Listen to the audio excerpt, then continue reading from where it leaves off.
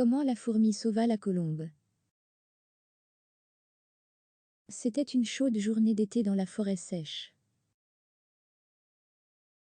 La petite fourmi n'avait pas eu d'eau depuis plusieurs jours. J'ai besoin d'une goutte d'eau, même si elle tombe d'une feuille. Mais même la rosée avait séché. Si je ne bois pas, je vais mourir, s'écria la petite fourmi.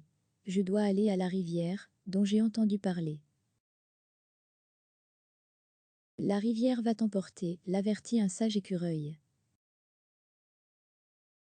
Mais la petite fourmi avait trop soif. Je vais mourir, si je ne bois pas l'eau.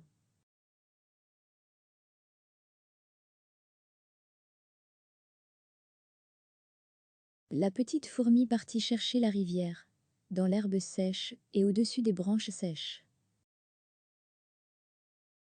Jusqu'à ce qu'elle entende l'eau de la rivière. La petite fourmi prit une grande gorgée d'eau fraîche. Elle était si heureuse qu'elle ne vit pas la vague monter. La fourmi tenta de saisir l'herbe sèche flottant devant elle, mais elle fut emportée par l'eau. À l'aide, aidez-moi s'il vous plaît. Vite, montez, déclara la colombe, en tenant une branche dans son bec.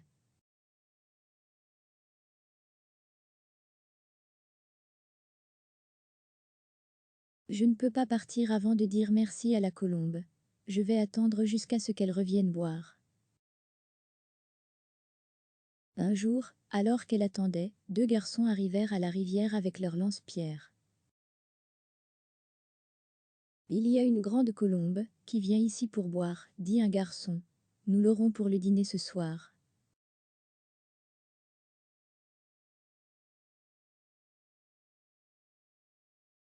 Je ne peux pas laisser ces garçons tuer la colombe.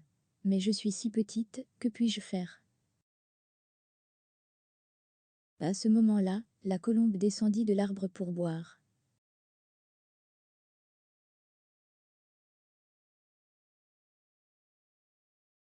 La petite fourmi eut une idée.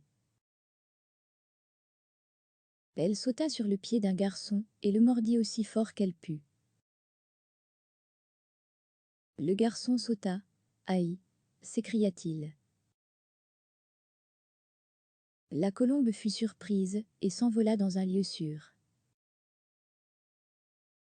C'est ainsi que la petite fourmi remercia la colombe de lui avoir sauvé la vie.